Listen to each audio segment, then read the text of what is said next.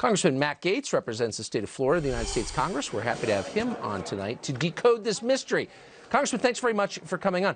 I don't think, 6 months ago, anyone would have put money on the possibility that Democrats would ask newly elected Joe Biden to relinquish his nuclear authority.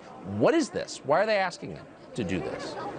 It's not just any Democrats. Matter of fact, this is Jimmy Panetta leading the effort. He's on the House Armed Services Committee, very focused on national security and very serious. So I don't know what these Democrats know about the mental acuity and capability of Joe Biden. What I do know is that a nuclear flashpoint is not one of the times when we need a Washington-based committee meeting. I think that there are many places where our founders wanted the government to operate slowly so that our rights would be protected, but certainly in a nuclear crisis, we ought to be able to respond swiftly with a commander-in-chief fully vested in the authority the Constitution vests.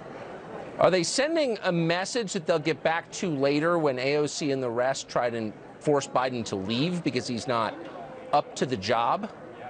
I mean, are they laying the groundwork for something here? Well, it is an early time in the Biden presidency to be raising the issue of mental competence. Yes. Remember, President Trump warned Joe Biden that if this was an issue, he would likely be the first victim to have power stripped from him. But as you know, Tucker, the greatest threat we face right now is not of civil war, or of nuclear war. It is of the degradation of our civil liberties as a consequence of our capital being occupied. Well, and I wanted to ask you about that, by the way. So The Intercept reported the other day, and we did some reporting and verified that it's absolutely right, that lawmakers' phone records were swept up in FBI requests for data on people at the Capitol on January 6th. The FBI nabbing data from your phone as an elected official, can that be legal? Will the Congress put up with it? What's the status?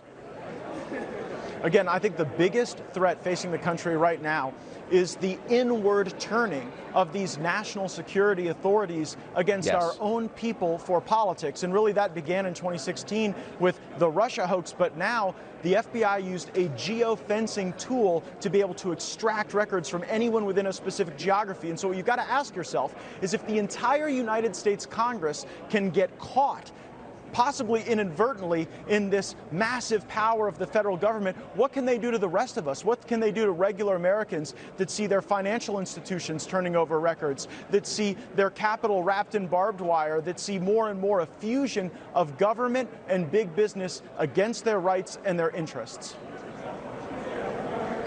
It's remarkable. As far as I know, you're one of very few Republicans saying anything about this. We're obviously glad that you are.